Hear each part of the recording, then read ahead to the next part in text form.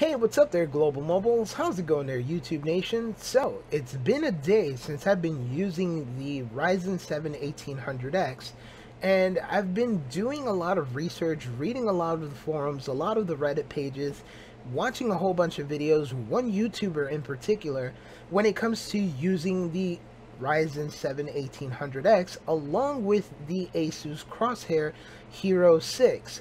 So when it comes down to all of this stuff, most of the Reddit pages and most of the AMD forums are saying that they've been seeing a spike in VCore voltage.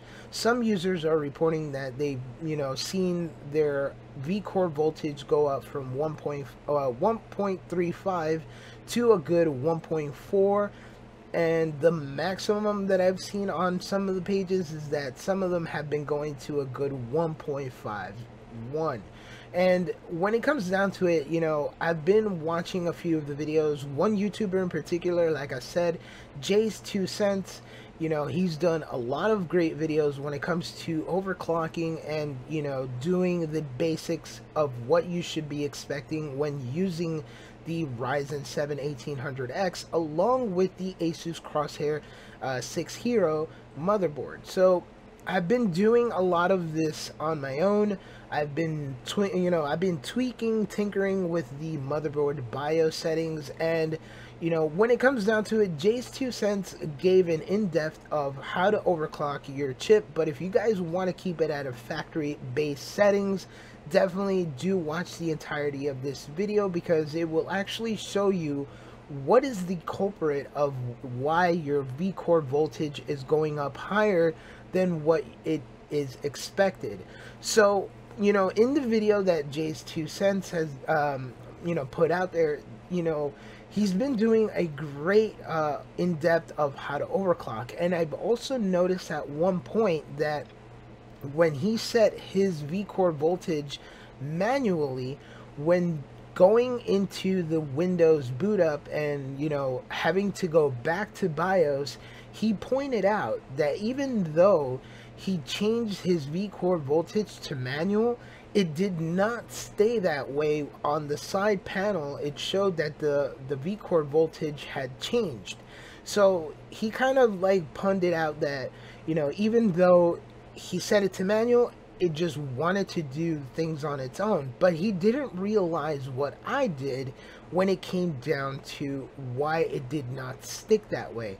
So what I'm going to be doing in this video is showing you basically my desktop on what my VCore voltage is at now and what are my settings, and then I'm going to be jumping into the BIOS as to what your VCore voltage should be at, and basically what is the culprit, the number one culprit in this motherboard that has been fluctuating your VCore voltage to jump higher than expected. So I hope you guys enjoy. Don't forget to rate, subscribe, and then let me know in the comment section down below what do you guys think. And I hope this helps you, because then again, you might not want to do this, you might not want to make any changes, because each is to one of their own. You guys probably might like the settings, you guys might want to overclock it, but if you guys are like me, want to keep everything at a base stock frequency, then definitely you guys should look into these changes.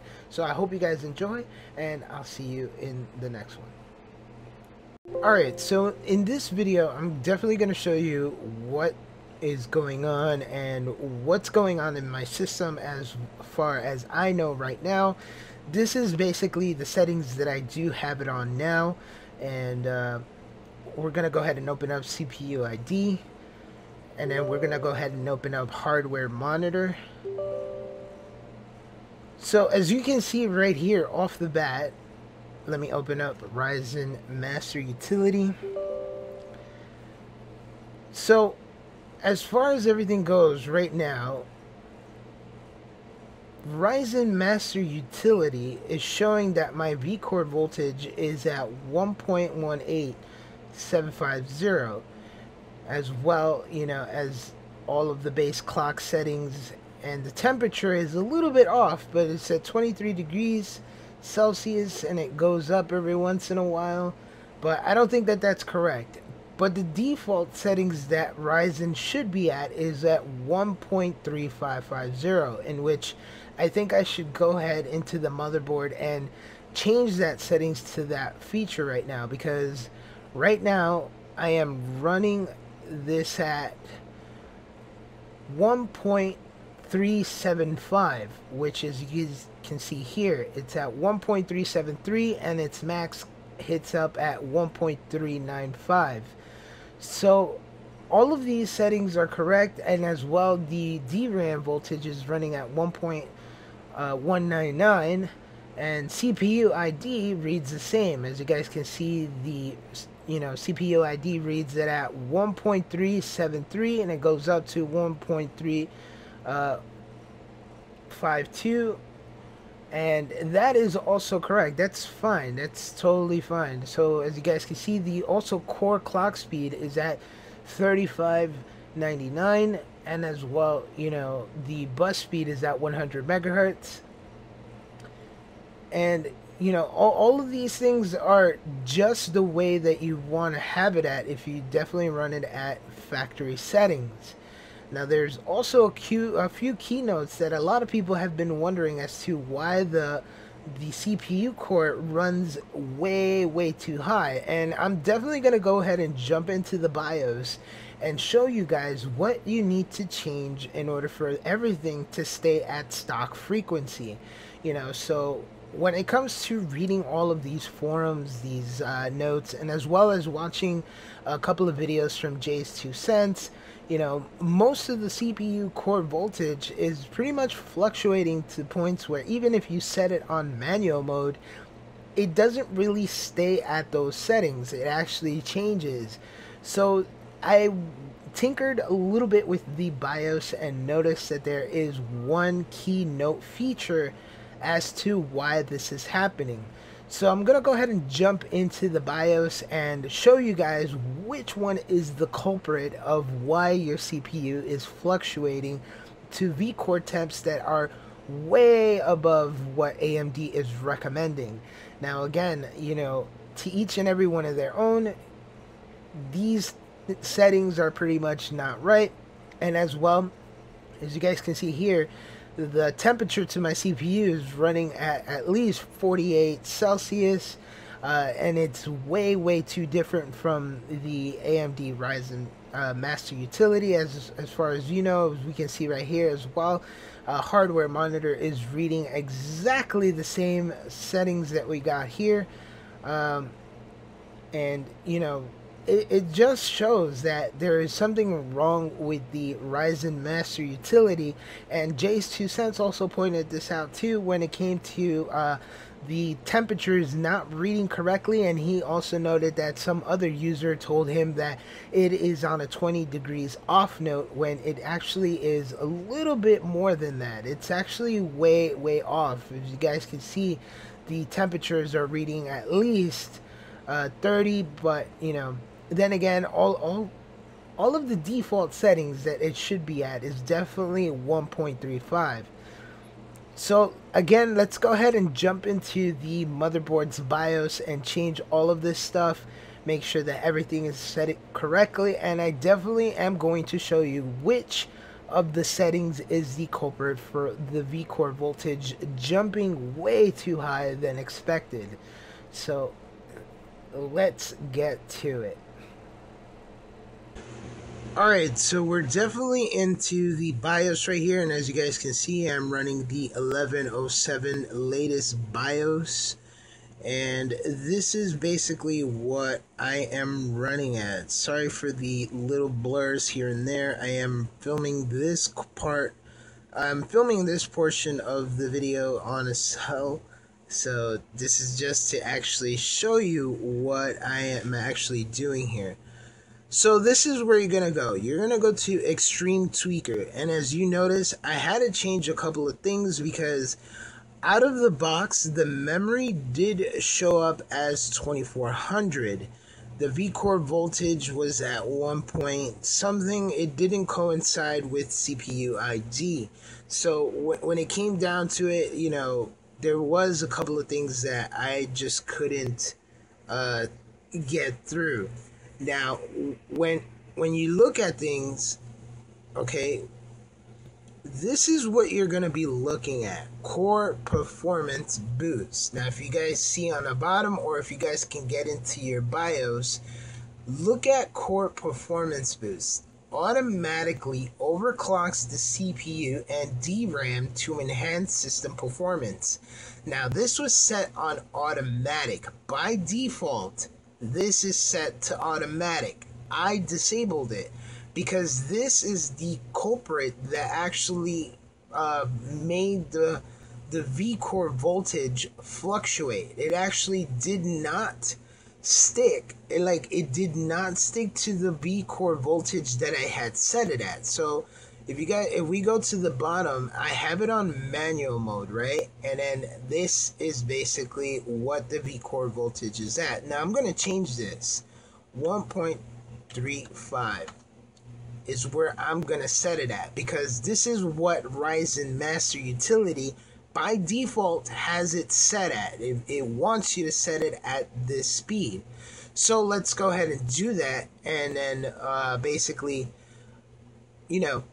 just see what happens. But all in all, this is basically what I did. Now, I probably might want to go ahead and change most of this stuff, but at the current moment, I'm just going to leave it as is, and then just make sure that it does run at that speed, and make sure that I also do not degrade the chip, because I actually did spend at least a good 8 hours playing with the chip, make sure that the chip is doing what it did, did some benchmarks, did some Cinebench, and this is basically what I ended up doing way at the end. As soon as I did my research, as soon as I read a couple of forum pages on what was going on, this is what I went back to. Now, I did this on my own. This is basically my settings that I actually did.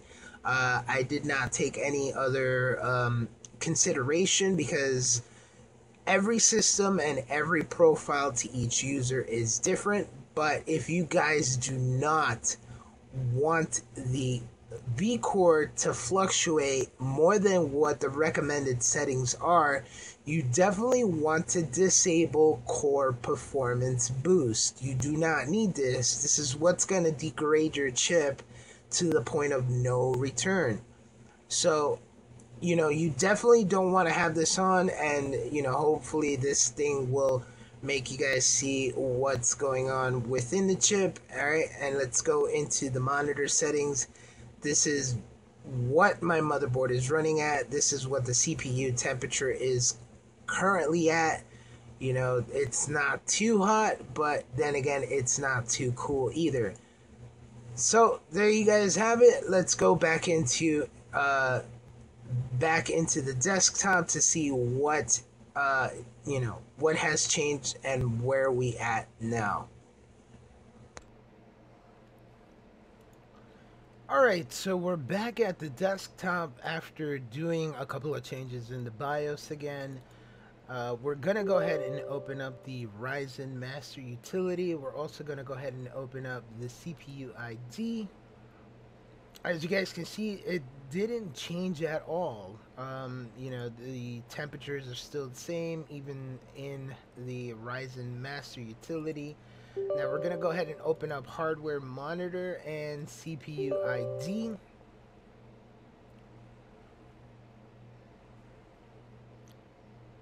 And as you guys can see, now it actually changed. Now we're running at a 1.3. It's also here at 1.33. Everything looks just right when it comes down to the motherboard settings.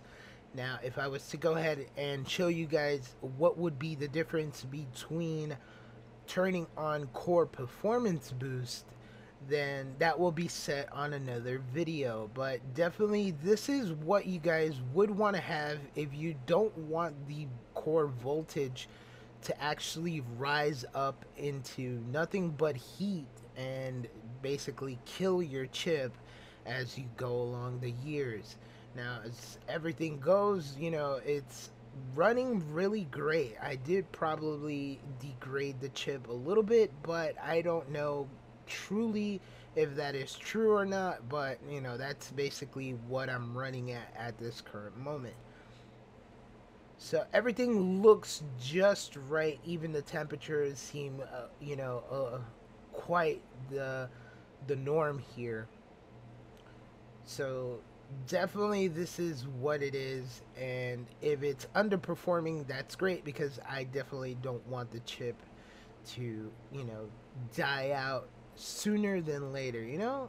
Alright, so I hope you guys enjoyed this video. Do rate, let me know what you guys think in the comment down below. If you guys had these current issues that I was having when finding out that core performance boost was set to automatic, and then you guys saw that the core voltage was pretty much on the rise without you even knowing what was going on. And definitely you know, when it comes to the normal core voltage settings, don't go anything higher than what the Ryzen Master Utility is stating right here, which is 1.35. and as you can see, it actually can go to a maximum of 1.55. It cannot go anything higher than that, because then that's where you will be degrading the chip like horribly. You'll be like degrading the chip to a point that, you know, it's just gonna do a lot of things that you don't want it to do. But as far as I know, everything is going well and the chip is performing great. I don't have any problems with it and everything is good, you know. I have to say, the only kind of small issues that I do have is the fact that when I go to my build, the stock frequency reads at -1 megahertz, which is kind of weird.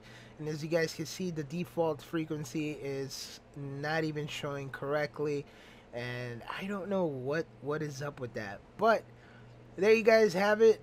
You know, I hope you guys enjoy everything, and definitely do let me know in the comment section below if you guys had any of these issues. I definitely want to thank Jay's 2 cents, because without his video and how he overclocked it and how his settings were, definitely is not the way. Like, I would have never figured out, like, really getting into the BIOS to switch certain settings. But do keep in mind that I did find out on my own what settings basically was the culprit of the core voltage pretty much fluctuating to a point where I didn't like it, and you know, having to manually set it and then having it set to that point. Because in the video that Jay's 2 cents basically produced when overclocking the Ryzen 1800X, he also pointed out that even when setting to manual mode, it didn't keep the core settings that he put it at. It actually changed. And, you know, I'm figuring he didn't know at the time, but, you know, I'm hoping that by watching this video, he can actually see that it wasn't just him. It was also me doing the same thing, and having to know that core performance boost also changed the core voltage settings even when you have it set to manual mode. So remember guys, having core performance boost will actually outperform what you set it at, due to the fact that whatever program you're using, so if you're playing Overwatch, you're playing Wildlands, if you're playing King of the Kill, if you're playing Battlegrounds, all of that will change the core voltage depending on how stressful those games are performing on your system. So again, hope you guys enjoy. Do rate, do subscribe, do let me know in the comment section down below if you guys found this video helpful, if you guys actually got your voltage to stay at a stable settings. And to all of the people who have been writing on forums on Reddit and all of this stuff, saying that their core voltage rose up to a good 1.4 to a 1.5, don't worry, you guys are still in the good, because again, you know, the maximum core voltage that you can have it at is at 1.55. Don't go anything higher than that, or else you won't degrade your chip. But then again, you also have to have proper cooling. As you guys can see, my cooling actually fluctuates here and there. So till then, I'll see you guys soon. Peace.